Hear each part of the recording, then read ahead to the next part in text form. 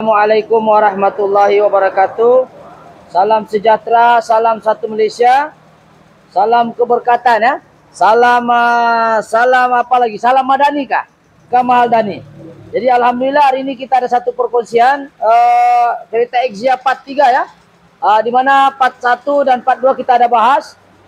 Part 1 kita lebih membahas lebih general, yaitu sebab-sebab gas pandai kurang.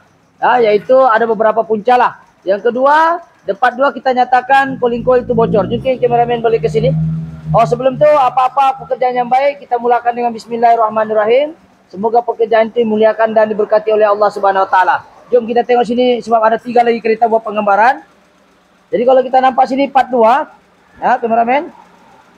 Nampakkah? Kita mengatakan cooling coil bocor menggunakan teknik keluar sini, kita ada bahas di sini. Oke, kita tengok sini. 10 sebab gas aircon pandai bocor kita ada bahas di part 1.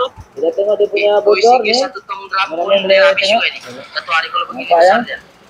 Jadi puncaknya sekarang kenapa dia bocor? Part 3 ni adalah hasil dia setelah kita ganti yang bocor cooling coil. Yang kedua juga dan sekali bocor dia. Bersama gas. Oke, jadi cooling coil bocor dan kondenser kita sudah cuci. Di kereta kita sudah cuci dan kereta ini ada 2 masalahnya.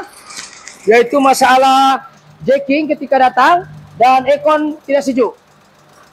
Jadi ini masalah yang pertama. Kalau kita nampak di sini kameramen boleh tengok yang di grup. Dia datang sini, dia masalah kita tengok sini masalah mana gambar dia tu. Sekejap kasih hold dulu. Saya cari dulu. Oke, jadi sekarang ini kita tengok kereta ini jacking Dia semput dan dia bunyi ini.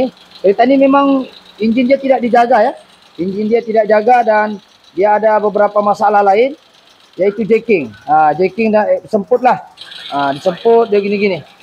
Seolah-olah masalah spark plug. Tapi kita ganti ada 2 benda. Satu memang sekejap kita cari ini barang dia.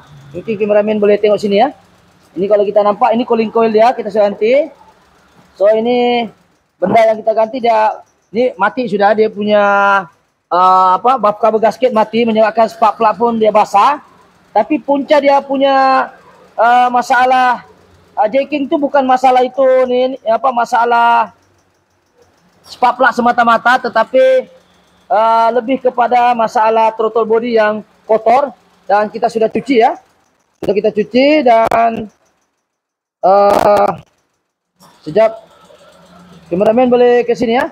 So sekarang ini saya akan terangkan punca-punca. Ini kereta sudah siap Jadi kereta ini ada enjin dia semput. Di sini saya ada terangkan.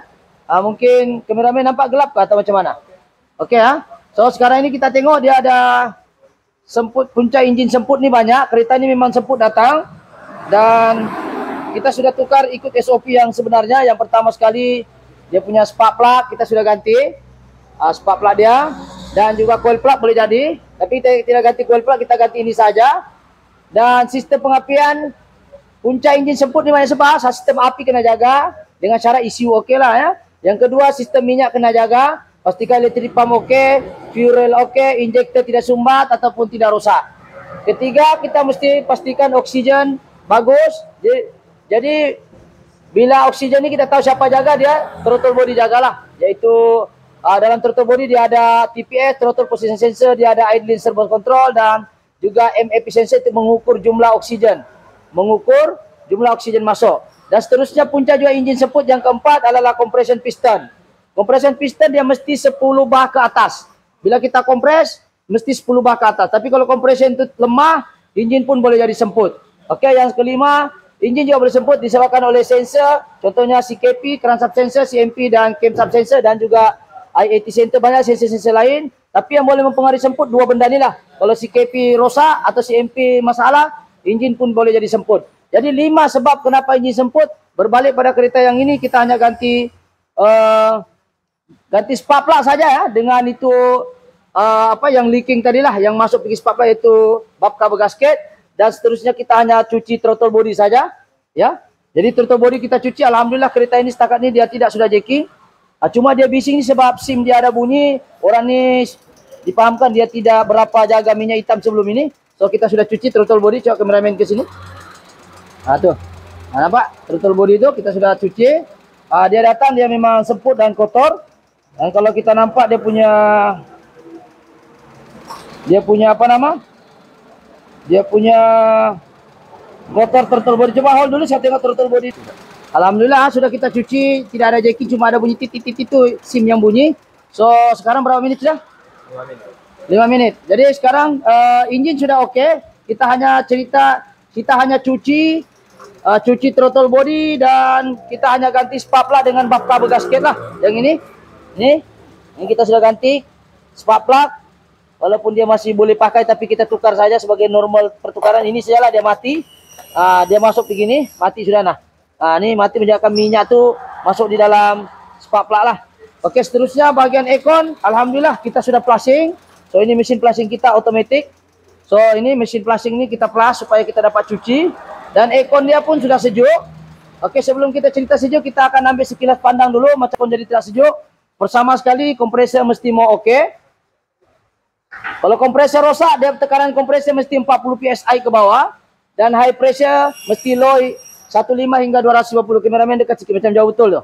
Oke, gas cukup, mesti tidak boleh ada leaking. Kalau gas tak cukup pun dia tak sejuk. Kompresor masalah pun tak sejuk. Cooling coil kotor ataupun bocor pun tak sejuk. PCB, panel control board pun masalah. Yang kita tekan AC apa semua kan, rosak dia pun boleh jadi masalah. Thermistor yang dekat cooling coil duduk tu dia terlampau rosak ataupun dia tidak dapat hantar bacaan dengan betul. Ini contoh thermistor lah. Ini thermistor. Nih, di hujung ni ada sensor. Sensor ni membaca berapa ni. Kalau dia rosak pun dia cut off terlampau laju boleh jadi. Oke, kita laju-laju sebab memori telefon saya penuh. Oke, seterusnya thermostat regulator yang adjust sejuk tu yang ini. Nanti kita tengok thermostat regulator kalau rosak dia pun tidak sejuk. Yang ini thermostat regulator yang ini. Kameramen boleh flash. Tekan flash tu. Ni thermostat regulator kalau rosak di kadang-kadang Biba Maybe, Avanza kadang-kadang masalah kalau dia rosak tu. Okey. Dah kita keluar lagi sebab masa tidak mengizinkan.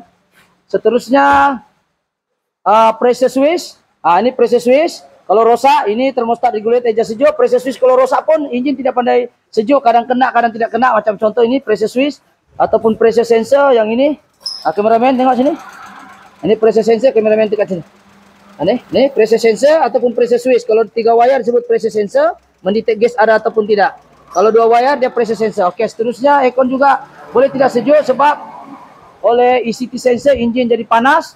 Jadi enjin coolant temperature ni ECT sensor enjin coolant temperature kalau dia panas lebih 100 atas, otomatis enjin akan cut off. Enjin cut off itu di kompresor. Dan seterusnya fan motor, kipas.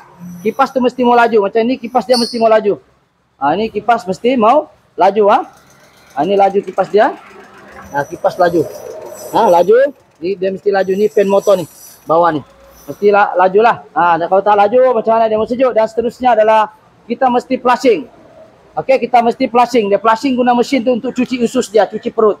Jadi kita tidak mau nanti di luar bersih tapi dalam kotor. Okey, jadi 10 sebab aircon tak sejuk dengan janji ECU okey. Jadi insyaAllah dia akan sejuk. Jadi kita akan tengok berapa sejuknya di dalam. Mungkin kameramen boleh sini. Sekarang ni setelah kita cek aircon dia, alhamdulillah kereta ni okey juga. 43 ni tutup Okey, jadi sekarang kita tengok bacaan menunjukkan 5 ke 6 begitu lebih kurang lah. Sebab kita bukan ganti 100% kompresor ke apa, kita ganti cooling coil saja.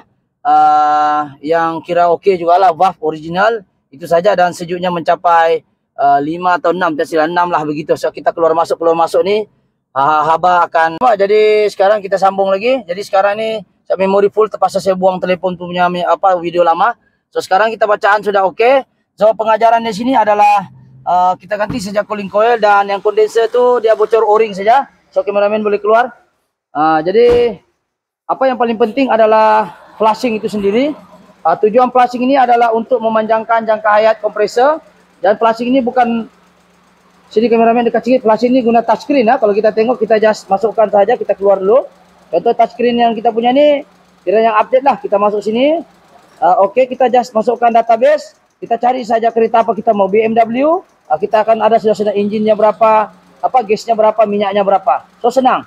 Tujuannya flushing ini adalah untuk mencuci sistem dalaman dalam. Umpama perut manusia dia punya usus lah, untuk cuci dia punya perut, untuk cuci dia punya sistem dalaman tu tadilah. Jadi sebab itulah pentingnya sistem Eko ini kita flashing setiap 50.000 km kita flashing dia.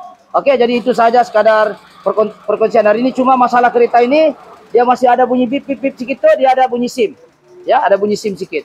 Jadi saya harap sekadar part 3 ini lebih kepada engine dia kita ada bahas dan juga ekon dia. Jadi untuk kereta ini kondenser, cak kameramen, kondenser ini bukan kita ganti baru, kita just cuci saja dan kita ganti yang hari leaking kita ganti o-ring saja.